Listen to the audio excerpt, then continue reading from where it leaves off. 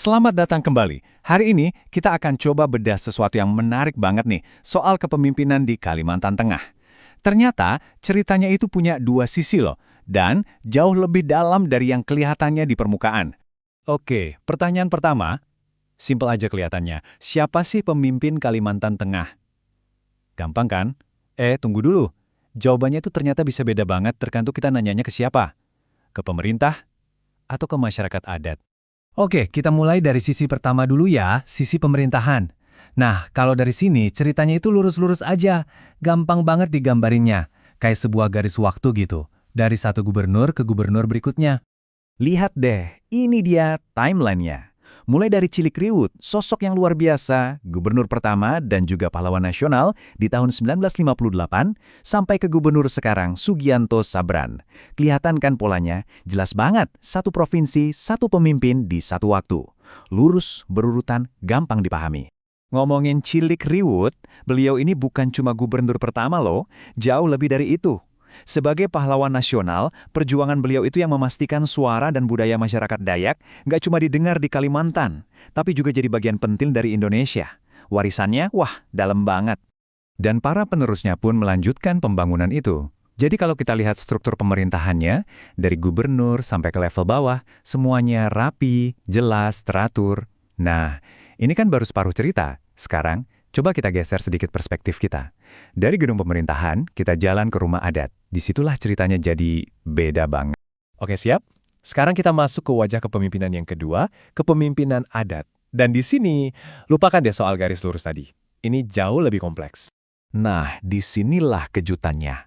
Kalau kita coba bikin daftar yang sama untuk pemimpin adat Dayak, ya, daftar itu nggak ada. Kita kayak mentok di tembok gitu. Kenapa? Karena mencoba bikin daftar kronologis untuk pemimpin adat itu, ya nggak bakal bisa. Sistemnya aja udah beda total. Loh, kok bisa? Apa cara catatannya jelek? Bukan, sama sekali bukan itu. Ini lebih kayak kita mencoba main catur pakai aturan main halma. Ya nggak nyambung kan? Soalnya, kepemimpinan adat itu fundamentalnya bukan soal daftar nama, tapi soal... Jadi gini, alih-alih punya satu pemimpin utama untuk satu provinsi, sistem adat itu punya banyak pemimpin yang disebut damang kepala adat. Nah, setiap damang ini adalah pemimpin tertinggi, tapi cakupannya cuma di wilayah kecamatan mereka masing-masing. Jadi kepemimpinannya itu tersebar, nggak terpusat. Dan ini kerennya lagi, strukturnya itu berlapis-lapis. Di bawah damang yang setingkat kecamatan, ada lagi mantir adat di level desa atau kelurahan. Terus, ada juga peran lain yang penting banget, kayak Basir sebagai pemimpin spiritual dan Let Adat, para tetua yang jadi penasehat. Jadi ini bukan garis lurus, ini tuh kayak jaring laba-laba, sebuah jaringan peran yang saling terhubung.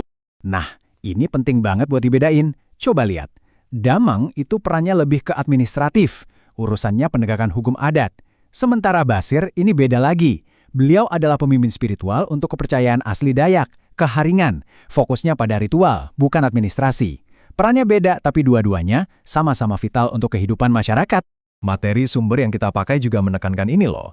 Dikatakan di sana bahwa mendaftar pemimpin adat dalam satu baris kronologis adalah keliru secara akademis. Jadi cara yang benar itu bukan bikin daftar, tapi memetakan struktur dan wilayahnya. Ini jelas banget kan bedanya? Ini bukan cuma soal selera, tapi soal kebenaran akademis. Oke, jadi kita udah lihat ada dua model yang beda banget. Garis waktu versus peta struktur. Terus, kenapa sih kita harus repot-repot memahami perbedaan ini? Apa pentingnya? Biar lebih gampang, kita rangkum di sini.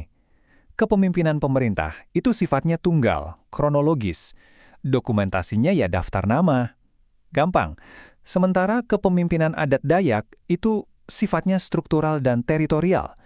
Dokumentasinya lebih pas kalau dibilang sebuah peta, bukan daftar.